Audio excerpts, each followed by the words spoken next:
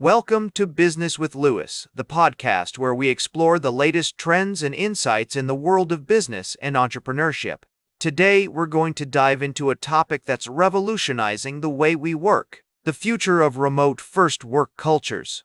As we navigate the complexities of the modern workplace, it's becoming increasingly clear that traditional office environments are no longer the only option.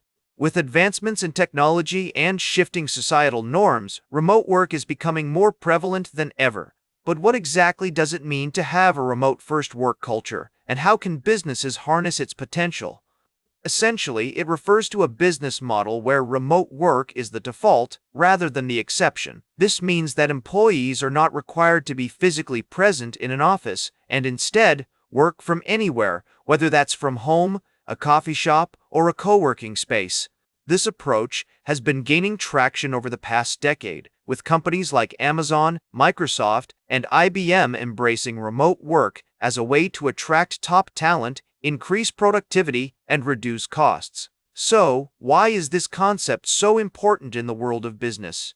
For one, it allows companies to tap into a global talent pool rather than being limited by geographical location.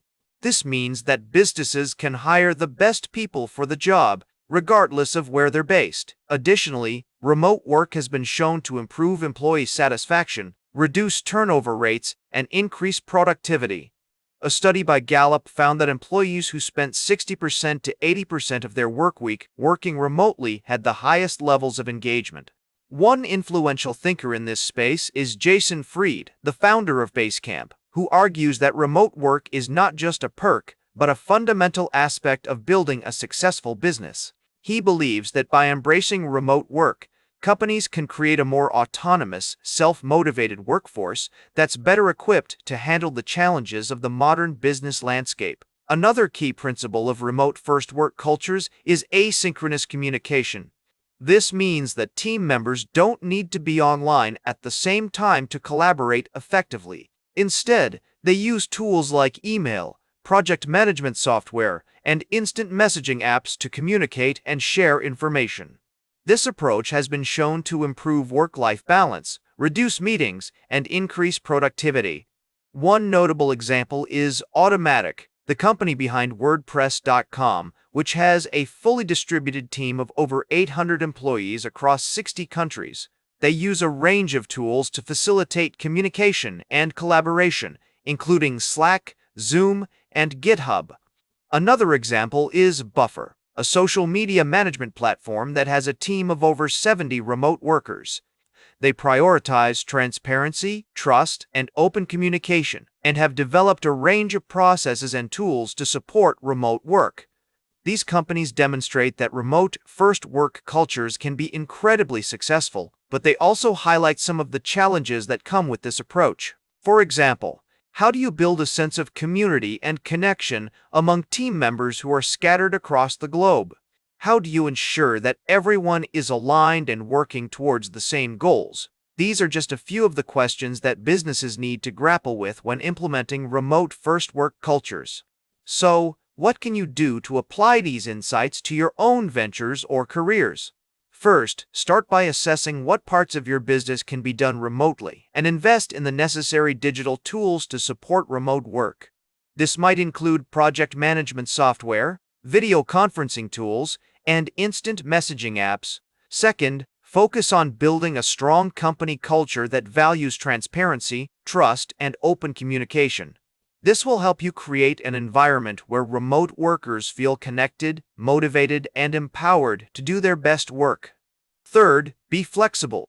Recognize that transitioning to a remote-first work culture is a process that requires patience, experimentation, and continuous learning. Don't be afraid to try new things, and be willing to adapt your approach as you learn what works best for your team. Finally, prioritize asynchronous communication and use tools that allow team members to communicate and collaborate effectively, even when they're not online at the same time. In terms of specific strategies, consider implementing a work-from-anywhere policy where employees are free to work from anywhere as long as they have a reliable internet connection. You could also establish virtual water cooler spaces where team members can connect and socialize in a more informal setting. Additionally, prioritize regular check-ins, feedback sessions, and performance reviews to ensure that remote workers feel seen, heard, and valued. As you embark on this journey, remember that challenges will arise, from managing time zones to dealing with feelings of isolation. But with the right strategies in place, such as regular virtual meetups, social events, and team-building activities, you can create a remote-first work culture that's inclusive, supportive, and productive. In conclusion, the future of remote-first work cultures is an exciting and rapidly evolving field that offers a range of benefits for businesses and employees alike. By embracing remote work, companies can tap into a global talent pool, improve employee satisfaction, and increase productivity. However, it requires careful planning, effective communication, and a willingness to adapt to new challenges and opportunities. Thanks for tuning in to this episode of Business with Louis. And if you have any questions or comments about remote first work cultures, please don't hesitate to reach out. We'd love to hear from you. Like, share, and subscribe. And remember, every great business starts with action. Make your next move count.